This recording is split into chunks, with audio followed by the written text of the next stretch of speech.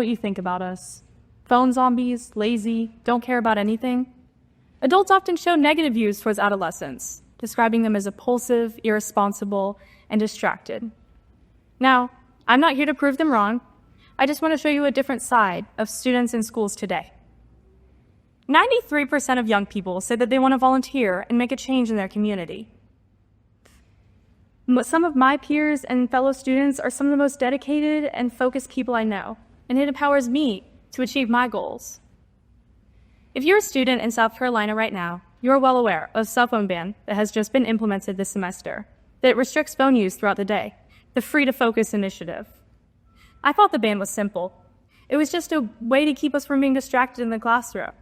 But in reality, it symbolizes a very complex matter that requires complex solutions. Now, a phone ban might not seem like the biggest issue in your life right now, but let me explain to you why this shows an underlying problem with our education system as a whole. Hi, my name is Vivian Covington-Kolb. I'm a junior at Greenville High School, and I experienced school policies firsthand. I went on a journey last fall to advocate for my peers, and it ended up leading me down a totally different road that I'll walk with you today. In September of 2024, the South Carolina Department of Education finalized a new cell phone policy for all school districts that prohibits phone use from the beginning of the school day to the end, a bell-to-bell policy. They justified this decision by stating that it will improve students' mental health and foster a less distracting learning environment. Many other states have also implemented bans just like this one, Florida being the first one back in 2023, followed by California, Virginia, and 7 others. Though this ban does apply to K through 12 grades, I'm just going to talk about high school because that's who it impacts the most, that's who can make the most change, and that's just what I know.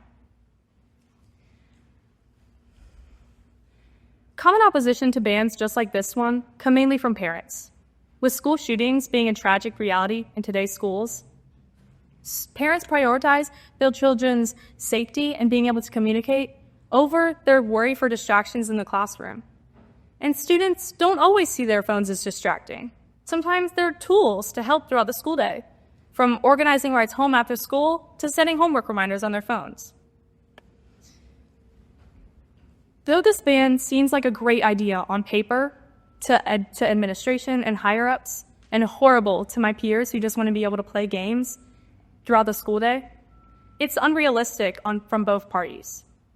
Before implementing this ban, the Board of Education asked teachers and administration from around the state. And out of 1,785 high school teachers that responded, 83% said that phones were a daily distraction to the classroom environment. And 42% said that current phone policies were not effective. So naturally, after receiving this data, a stronger statewide policy seemed like the next move, so the school board charged ahead.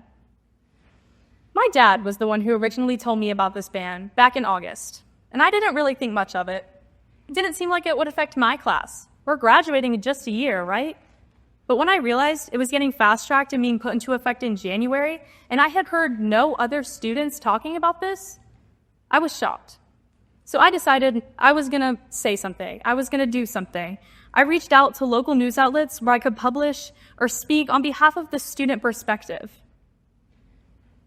And when the opportunity presented itself, I was able to write a 700-word opinion piece for a South Carolina-based newspaper, the Post and Courier, and it was published on September 5th, just 2 days after this ban was finalized. As a student, my point of view was less focused on why kids want to keep their phones, but why a ban is not as necessary as it may seem. According to the think tank Hope Lab, while social media continues to pose risks, it can also be beneficial and to the mental health and well-being of young people, especially those in marginalized communities. And studies showing that kids in involved and engaged classrooms tend not to feel the need to be on their phone as much as bored and unengaged students. This was the fact. It made me realize this ban was less of a means to limit distractions in the classroom, but it was more of a superficial solution to a deeper-rooted problem with our students' learning environments. Throughout the process of writing this piece, I asked peers, I asked teachers, and I did research so that I could get the full perspective on what this ban would mean. And one question I had kept popping up over and over. Why didn't they ask the students? When I got invited to testify for the Committee on Children, I asked that very question. I introduced the idea that students should be involved in legislature that directly affects them. These senators and community members dedicated to improving the lives of children in South Carolina were the ones that could help me make a change. And so I simply stated, a phone ban does not solve the root of problems in middle and high schools. And allowing children to have a say in school district and state policies will not only lead to more engaged kids, but policies that better suit the needs of those kids that adults just can't see firsthand. And I got very little response. So when I asked myself why the Department of Education didn't ask the students, I didn't really know what an answer to that would look like. Was it because they didn't care, or maybe they didn't know how? Granted, if they had asked all the students, or even just middle and high schoolers, the answer probably would have been, no, we don't want a phone ban. But these kids could have helped come up with a compromise, one that allows for the safety and resource aspect of having a cell phone without the distractions and the mental health effects, a constructive solution. This idea that kids can help come up with solutions that benefit them and the school board is a solution that can be achieved. Not just for cell phone policies, but any rule regulation policy that affects students in a school setting. Now the question is, how do we achieve this? There are multiple strategies for getting students' perspectives, and I'm going to go through each one of them with you today. Number one is simply listening to what students have to say. Surveys can be a great way to get to learn about the school environment and the way school is seen from the kids' point of view. A study done by NYU on New York schools showed that 87% of middle schoolers and 73% of high schoolers responded to school surveys. These can not only be used to gather data and common opinions, but to test out new ideas and adapt based on those results. Ask us. We'll tell you.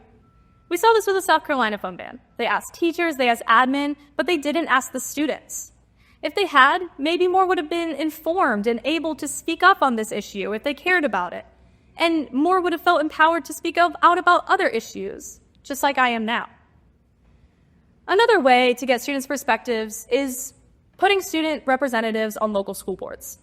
Educated representatives can represent a larger student body and help when specific policies are being made. The most recent study, a 2020 National School Board Association report, showed that 31 states allow local school boards to have student representatives. And of the 495 largest school districts, 14% had student board members. So what does this look like? Student members of local boards are mainly non-voting, sort of advisors that just share the student perspective. Let's look at Washington State. According to the Washington State School Directors Association, 120 Washington school counties have adopted the student board policies and procedures. This means they have state policies on how student members can be appointed and what they can do. Now, not only is Washington ranked number 4 in the country for education, but has been a pioneer for student representation and advocacy in this fashion. This state and these students have been very successful in fostering a healthy learning environment with happy and involved kids. Now, the next step up would be to get students involved in state-level school boards. According to the National Association of State Boards of Education, 24 states allow student board members, and 17 of them don't allow students to vote. Even without the capability to vote, student board members can provide needed advisory services and explain these complex student perspectives, and then elected officials can then make a more educated and informed vote. There's been a lot of push to get student representatives in local and in state-level school boards, and since the turn of the century, students have been advocating for specific issues just like this one from inside of schools. Although student representatives aren't the only way for students to have a direct say in legislation, it is the most tested and it gives them the most exposure. All in all, student voices are important. Decisions about students that affect students should be made with students. All of my teachers that I've had throughout my educational career tell kids, dream big and go change the world. But how can we do that if we don't even have a say in decisions that affect our day-to-day lives, most of all, and are told we just have to follow them because it's school rules? Kids are not always uneducated and uninformed. We know what's going on. and we can educate ourselves further about issues and matters that we care about. I have learned a lot through this journey, and it's not just because I want to watch TikTok on my phone at school. It's because I, and many others like me, just want to be heard and taken seriously. Take it from August 2024 me, who was appalled to learn that we were getting an even stricter phone policy when we had much more pressing issues facing our schools. Take it from September 2024 me, who was talking to a committee full of experts who stared blankly back at me when I simply asked for policymakers to see my point of view. And take it from me, right here in front of you. Youth, parents, community members, teachers, everyone has a voice. Everyone should get a say, including students. Give us the chance to make a change. Thank you.